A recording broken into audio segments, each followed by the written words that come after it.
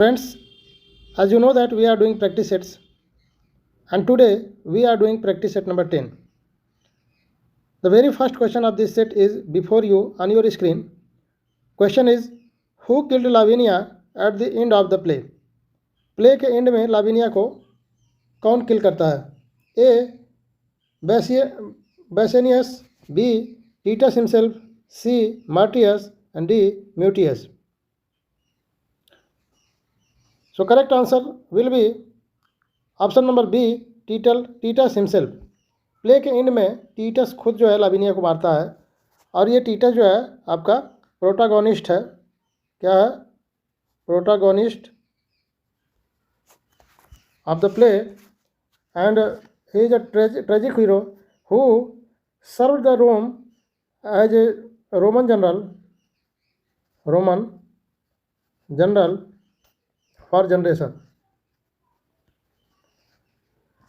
जो टीटस होता है वो एक प्रोटागोनिस्ट है इस प्ले का, टीटस एंड्रोनिकस का, जो ट्रेजिक हीरो है, जो कि रोमन जनरल रहता है आपका रोम का. तो वो खुद लाविनिया को मारता है प्ले के एंड में. Question number second, who loves Lavinia? Lavinia को लव कौन करता है? A Bassianus, B Mutius, C Martius and D Quintus. So correct answer is option number A, Bassianus. और आपका इस प्ले में जो म्यूटियस है, मार्टियस है, क्विंटस है, they all are brother of Lavinia. Next question, question number 3. King Richard second was murdered by A Henry third, B Henry fifth, C King Henry fourth and D Edward third. So correct answer will be option number C, King Henry IV. King Richard II was murdered by King Henry IV. King Henry IV ने Richard second को murder करता है, जो कि prison में करता है. कहाँ होता है? प्रिजन में कैद कर देता है. और जब ये कैद रहता है प्रिजन में, उसी समय किंग हेनरी IV ने किंग रिचर्ड का मर्डर करवा देता है. Next question, question number 4. King Richard II was born on a religious festival on A. Epiphany, B. Glastonbury, C. Edinburgh Fringe and D. Hay. So correct answer will be option number A, Epiphany.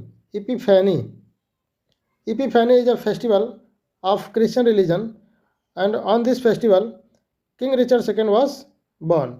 और जो इपीफैनी आपका है, इसको और अन्य नामों से भी जानते हैं, जैसे कि इसे हम जो है बैप्टिज्म ऑफ जीसस भी कहते हैं. बैप्टिज्म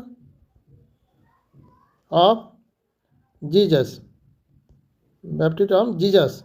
और इसे नाम से जानते हैं, दूसरे नाम से जानते हैं three Kings day.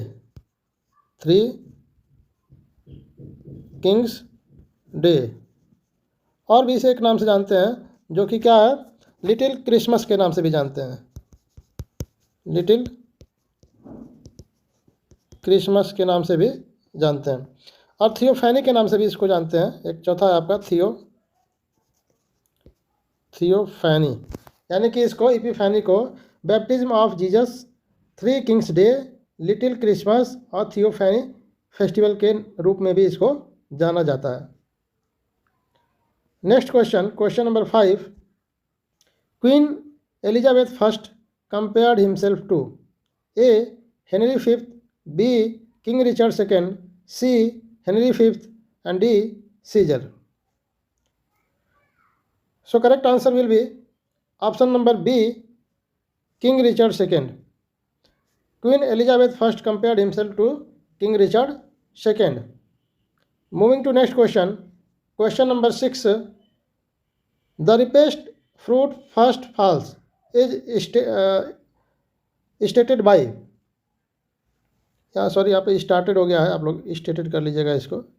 STATED, stated by A Richard second, B Richard third, C King Lear and D Macbeth. किसने कहा कि सबसे पका हुआ फल सबसे पहले गिरता है? किसका कथन है?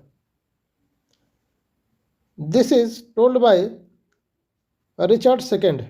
Correct answer will be Richard II. Moving to next question. Question number 7. Which is regarded longest play of Shakespeare after Hamlet? A. Richard II, B. Macbeth, C. Richard III, and D. Othello. So correct answer will be option number C. Richard III. Richard III is regarded longest play of Shakespeare after Hamlet, यानी कि Hamlet के बाद जो सबसे अगर बड़ा कोई play है शेक्सपियर का तो वो है रिचर्ड थर्ड, दूसरे नंबर पे। आपका हैमलेट में सबसे बड़ा प्ले है आपका, इसमें जो है लगभग आई थिंक 4167 4167 लाइंस हैं, ठीक है। और रिचर्ड सेकेंड में जो है आपका अप्रोक्सीमेटली 718 लाइंस, 3718 लाइन, ठीक है। और आपका जो ओथेलो है, ओथेलो में something I think 3560 lines. And आपका जो मैकबेथ है, मैकबेथ में जो मैकबेथ सबसे छोटा आपका, जो सबसे छोटा आपका प्ले है शेक्सपियर का वह है आपका मैकबेथ, जिसमें कितनी लाइन है 2477, 2477 लाइन्स हैं इसमें, ठीक है। तो क्वेश्चन ये है आपका which is regarded longest play of Shakespeare after Hamlet. Hamlet के बाद सबसे बड़ा प्ले आपका जो है रिचर्ड थर्ड है, और सबसे अगर छोटा पूछता है तो आपका क्या हो जाएगा, मैकबेथ हो जाएगा। Moving to next question, question number 8। I wasted time and now doth time wasted me. मैंने समय को व्यर्थ किया और अब समय मुझे वेस्ट कर रहा है। किसकी लाइन है? A Hamlet, B King Lear, C Richard third and D Richard second. Correct answer will be option number D Richard second. Moving to next question, question number 9। Who is called a hunched back king among the kings of Shakespeare's historical play. Shakespeare के historical plays में किस character को हंच्ड back king बोला गया है? हंच्ड back king का अर्थ होता है आपका कुबड़ा। क्या होता है? कुबड़ा, कुबड़ा राजा। कुबड़ा राजा जो शेक्सपियर के हिस्ट्री प्लेज हैं उसमें कुबड़ा राजा किसे माना गया है, किसे कहा गया है? A King Richard third, B Richard second, C Henry second and D Henry fourth. तो correct answer will be option number A Richard third. King Richard third is a hunched back king among the kings of the Shakespeare historical plays. Moving to next question, question number 10. Which historical play of Shakespeare begins with the prologue? A. Richard II, B. Richard III, C. Henry IV and D. Henry V. Correct answer will be option number D Henry V. Moving to next question, question number 11. Men of few words are the best men is line from. वो व्यक्ति सबसे best व्यक्ति है जो अपने बातों को थोड़े से शब्दों में रख दे, यानी कि थोड़े से शब्दों में बड़ी बात कह जाए, वही आदमी बेस्ट आदमी है। इज लाइन फ्रॉम, किसकी लाइन है, कहाँ की लाइन है? A Henry fifth, B Henry six, C Henry fourth and D Henry second. So correct answer will be option number A Henry fifth. Come to next question, question number 12. All is true is subtitle of. All is true किस play का subtitle है? A Henry six, B Henry fifth, C Henry second and D Henry eight.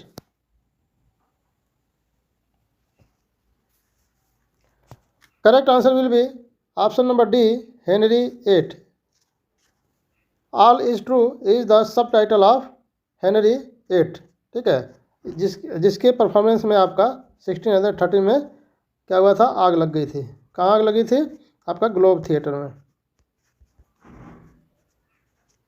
ठीक है, moving to next question, question number 13। Who completed Shakespeare's incomplete history play King Henry eight? King Henry eight को किसने complete किया था? A John Fletcher, B William George, C Henry Condell and D John Heming. So correct answer will be option number A John Fletcher. यहाँ देख लीजिएगा Fletcher है, FLETCHER, John Fletcher. Moving to next question, question number 14। How many wounds were given on the body of Caesar? Julius Caesar के body पे कितने घाव थे? A 21, B 25, C 33 and D 41। So correct answer will be option number C 33। Julius Caesar के body पे 33 wounds थे, घाव थे। और इसमें और एक दो पॉइंट जान लेंगे कि सबसे पहले वुंड्स किसने दिया था, सबसे पहले वार किसने किया था, किस कैरेक्टर ने किया था? So that was कास्का। कास्का attacks first on Julius seizure and who attacks at last? That is Brutus. Brutus. First attack किसका होता है? कास्का का होता है। सेकंड अटैक किसका होता है? ब्रूटस का होता है। जब ब्रूटस का अटैक होता है तो उसी समय जूलियस सीजर कहता है कि इट टू ब्रूट, यानी कि जूलियस सीजर हैरान होता है कि जब उसके ऊपर कौन अटैक करता है? ब्रूटस अटैक करता है। ब्रूटस जब वार करता है तब वह जो है उतना घायल, वो जो है अन्य जो आक्रमणकारी हैं, जो हमला करने वाले हैं, जो अटैक करने वाले हैं, जैसे आपका कास्का और अन्य जो लोग भी हैं, तो उनके अटैक से उतना आहत नहीं होता है जितना आहत होता है ब्रूटस के अटैक से। और जब ब्रूटस का अटैक होता है तब उसका दिल टूट जाता है। ठीक है, और ये सोचता है कि ब्रूटस ने भी मेरे ऊपर वार किया। तब वही बात कहता है कि इट टू ब्रूटस, ब्रूटस तुम भी। तो ये रहा आपका question number 14। And moving to next question, question number 15। How Mark Antony died? Mark Antony कैसे डाइड करता है, मृत्यु कैसे होती है मार्क एंटोनी की? A in war, B suicide, C cancer and D fever. So correct answer is option number B suicide. Antony कैसे मरता है? सुसाइड से मरता है। और क्या कर लेता है? स्टैब करता है खुद को, स्टैब करता है खुद को, स्टैब हिमसेल्फ। ठीक है, विथ अ स्वॉर्ड, तलवार पे खुद ही अपने आप को मार लेता है और सुसाइड कर लेता है। Moving to next question, question number 16। Who called Shakespeare sweet swan of Avon? It's a very easy question to all of you. Option number A Marlowe, B Arnold, C Ben Jonson and D Coleridge. So it's a very easy question, so don't waste our time. I am going to the correct answer with option number C Ben Jonson. यहाँ E आ गया है। So correct answer is Ben Jonson. Ben Jonson addressed Shakespeare as a sweet swan of Avon. And why? Ben Jonson ने Shakespeare को sweet swan of Avon क्यों बोला है? वो इसलिए बोला है कि ग्रीक जो मान्यता है, ग्रीक मान्यता के अनुसार ऐसा माना जाता था कि जो कवि होते हैं, जो पोएट्स होते हैं, मरने के बाद उनकी आत्माएं जो है कहाँ निवास करती हैं? वो करती हैं आपके हंसों में, हंसों में निवास करती हैं। किसकी आत्माएं? जो पोएट्स होते हैं, पोएट्स की जो आत्माएं हैं वो हंसों में निवास करती है। इसलिए बेन जॉनसन ने आपका फर्स्ट फोलियो में sweet swan of Avon address किया है शेक्सपियर को, और ऐसा माना है कि शेक्सपियर हंसों में उनकी आत्मा बसी हुई है, इसलिए जो है बेन जॉनसन ने उन्हें स्वीट स्वान ऑफ एवन संबोधित किया है। Moving to next question, question number 17। Who calls Shakespeare's play As You Like It mere a crowd pleaser? Shakespeare के play As You Like It को किसने मेयर ए क्राउड प्लेजर कहा है? A GB Shaw, B doctor Johnson, C Robert Greene, and D. Wordsworth. So correct answer will be option number A, G.B. Shah. Moving to next question. Question number 18. Who is called a petulant, unwise old king? कौन से राजा को petulant, unwise और old king कहा गया है? A. Richard third, B. Henry eight, C. King Lear, D. King Duncan. So it's also a very easy question. The answer of this question is option number C, King Lear. King Lear को पेटुलेंट कहा गया है. पेटुलेंट का अर्थ होता है चिड़चिड़ा. क्या होता है? चिड़चिड़ा. और अनवाइज आप जान ही रहे हैं, ओल्ड जान ही रहे हैं कि जो आपका ओल्ड किंग्स है शेक्सपियर के प्ले का, तो कौन है? किंग लियर है. और पेटुलेंट इसलिए कहा गया है, चिड़चिड़ा इसलिए कहा गया है कि उसके अंदर चिड़चिड़ापन है. जैसे अपनी लड़कियों से पूछता है, ठीक है, कि उसे कितना प्यार करती हैं, तो दो बड़ी लड़कियां उनकी तारीफ़ की पुल बांधती हैं कि इतना प्यार करते हैं जितना समुद्र में पानी है, जितना आकाश में तारे हैं, अपने से खुद से ज़्यादा प्यार करते हैं. तमाम जो है तारीफ़ों के पुल बांधती हैं. जब छोटी लड़की से पूछा जाता है तो वो क्या कहती है? वो कहती है कि मैं आपको इतना ही प्यार करती हूँ पिताजी जितना कि एक लड़की को अपने पिता से प्रेम करना चाहिए, मैं उतना ही प्यार करती हूँ, न उससे ज़्यादा और न उससे कम. तो किंग लियर को भाई गुस्सा आ जाता है इसलिए कि भाई मुझे तारीफ़ के पुल क्यों नहीं बांधी. दो बड़ी लड़कियों के जैसे ही इसने भी क्यों नहीं मेरी तारीफ़ की कि मैं इतना सारा प्यार करती हूँ. तो इससे जो है, जो किंग लियर है वो चिढ़ता है. अनवाइज क्यों है? अनवाइज इसलिए है कि अगर उसके अंदर जरा से भी बुद्धि रहती तो एक राजा को ये समझ आना चाहिए कि जो एक प्यार होता है, प्यार दिखाने की चीज़ नहीं होती है. Love is not matter of proof. Love को प्रूफ करने की भी ज़रूरत नहीं है, दिखाने की भी ज़रूरत नहीं है. It's matter of realization. It should be realize and it is spontaneous overflow. जो प्यार होता है वह स्वतः दिखता है, उसे दिखाने की ज़रूरत नहीं होती है. वह खुद ब खुद दिल से निकलता है, उसको ज़बरदस्ती निकालने की भी ज़रूरत नहीं पड़ती है. तो एक राजा को जिसको इतना भी नहीं पता है कि प्यार क्या होता है, प्यार को प्रूफ करने की ज़रूरत नहीं है, दिखाने की चीज़ नहीं है, पूछने की ज़रूरत चीज़ नहीं है, कहने की चीज़ नहीं है, तो ऐसे राजा को अनवाइज कहा जा सकता है. और ओल्ड तो आप जान ही रहे हैं कि वो बूढ़ा हो चुका है. ठीक है, तो इस तरह से आपको किंग लियर को a petulant, unwise old king कहा गया है. And moving to next question. Question number 19. What's done cannot be undone is line of. What's done cannot be undone. ये किसकी लाइन है? A. Macbeth, B.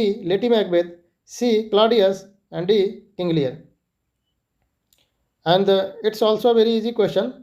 And this line is belong to Lady Macbeth. Option number B is correct answer. Lady Macbeth. This line is said by Lady Macbeth to Macbeth. जब Macbeth murder करके आता है king का, ठीक है, तो Duncan का जब मर्डर करता है तो वो रिपेंट करता है, पश्चाताप करता है, उसे आत्मग्लानि होती है. हालांकि वो पहले भी नहीं किल करना चाहता था, वो तो लेडी मैकबेथ के प्रेशर से और दबाव से वैसा करता है, लेकिन जब करके आता है तो भी जो है अपने आप को गिल्टी फील करता है. तब लेडी मैकबेथ कहती है कि जो हुआ सो हुआ, उसे भूल जाओ, अब लाश को जो है किनारे लगाने की कोशिश की जाए. So this line is said by Lady Macbeth. Moving to next question and the last question of this practice set. And question is, what was the name of the single son of Coriolanus? Coriolanus के single son का क्या नाम है? A. Young Martius, B. Sisinus, and C. Menenius, and D. Brutus. So correct answer is option number A, young Maritus. So this is our practice set number 10 and we have completed it, and we will meet again tomorrow in practice set number 11. Thanks to all of you.